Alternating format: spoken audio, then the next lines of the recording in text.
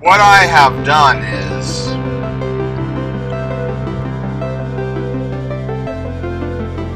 I have reversed the normal model of school. The normal model of school, advanced education, is that you pay the university and they teach you some skill that they think the business world needs.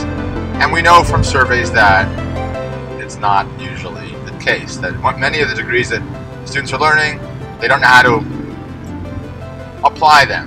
And so, because the pressure isn't on them, right? You already buy into the belief that you need the degree, so let's put the pressure on me as the educator. I'm paying you. Now, of course, there has to be some pressure on you too. I have tons of material. I offer you an X Prize, right? If you can get through all the audio, if you can answer all the questions, then you will get the financial prize. And so we look at this phenomena of pasta making, which seems completely unrelated to dementia or executive function disorder. And let's go through the first process. The first process is you decide you want to make fresh pasta. Now the question is, why do you want to make fresh pasta? And one of the ideas for me personally was I like fresh pasta. But another reason is that in many cases of dementia, there is a preservation of procedural learning. You can learn a process. You just can't remember the name of, brush or table. So let's work with what you still can do, and then link that to the hero's journey.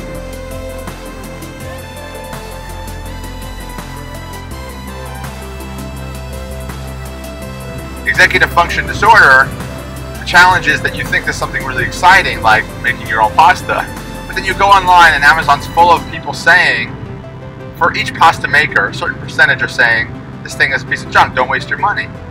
So you may have, 900 people saying it's great, but there's 100 people who are saying it's a piece of junk, don't buy it, and you're stuck in paralysis, you don't know what to do. And I felt the same paralysis when I was trying to choose a major in college. You could always come up with reasons not to do something. And so what we do is we take the leap. We buy what we think is the best pasta maker.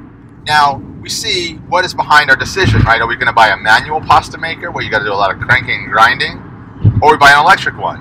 And it looks like, and again I'd have to survey all the pasta makers to know this, but it looks like the electric ones have a little more problems and cleaning them is an issue, and there's a lot of waste of material. And so if you want to make sure that the cleaning process is not a big deal and there's no waste, but maybe you got a little put more elbow grease, a little more time into cranking, then you're valuing what I would call sustainability, right? You're saying, okay, well I may have to put a little more physical effort in here, but this thing is more likely to last.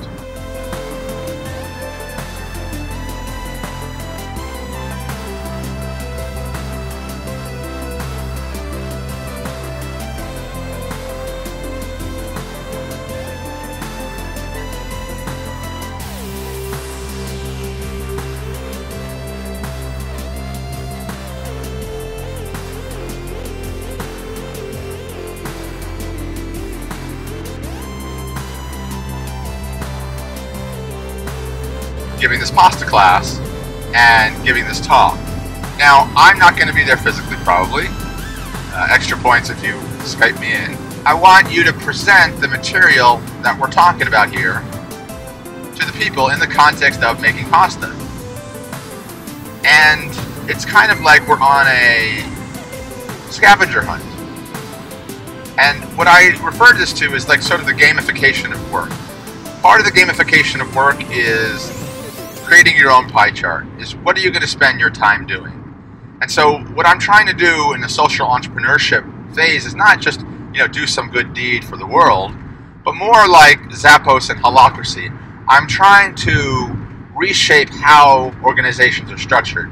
Holacracy is where you just share responsibilities and it's less top-down. That's very nice, but I'm trying to fundamentally shift how everyone does their work by creating a company, creating a structure where the individual gets to have their own autonomy, and maybe this will impact schools too, their own autonomy about how do I spend my time.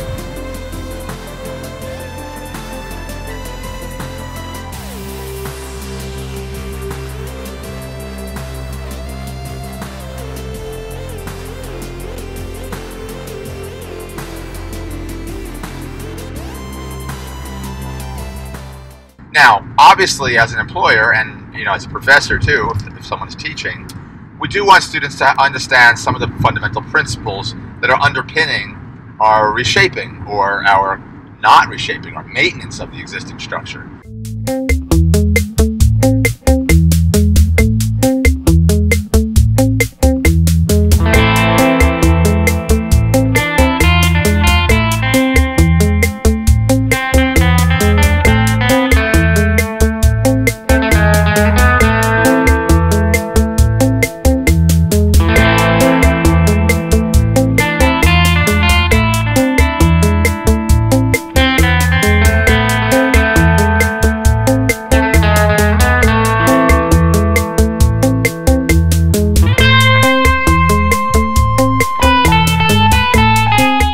Because that's usually what bosses and professors are doing. They're trying to maintain the structure, because the structure has them being on top, right?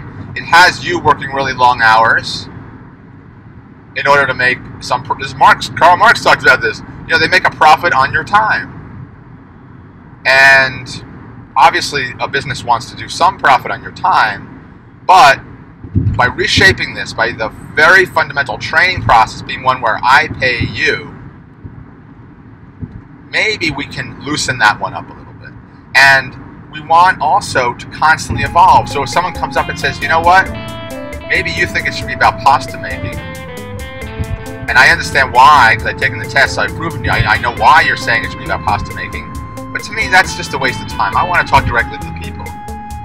Or someone else might come to me and say, you know what, I don't want to talk directly to people. I want to make it all in the context of pasta making, or some kind of children's storybook for people with dementia and executive function disorder. Whatever ideas you want to come up with, you're the vehicle. All I'm looking for, and how you win the X Prize, is individuals who are really passionate about the experience. At a certain point, it transitions, hopefully. You start to say, well, you know what? It's not just about the $1,000. That's helping me get through this. But it's really about, oh, this guy's trying to change the world, and I can be part of that. I want to be part of changing the world. That's why, I got to reach out to young people. Because those of us who are older, we're kind of tired of changing the world. We don't have the energy to change the world. But I still do. I still want to change the world. And I'm motivated by that. Again, the negative reinforcement, typically in school or in a job, is I don't want to fail, I don't want to be rejected. But I'm using my reinforcement as I want to reshape my pie chart. I want to do more meditation in my life.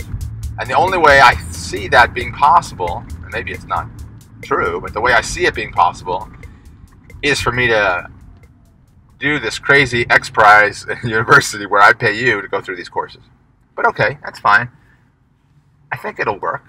And then tomorrow I may wake up and be like, oh, that's such a bad idea. Or a month later, maybe a bad idea. Or I may shell out $10,000 and I haven't found any true evangelists. I mean, I jokingly internally call this the Church of Dementia or the Church of Executive Function Disorder. If you externally say that, it'd make people afraid. But that's the underpinning idea, is an evangelistic view of the law of impermanence.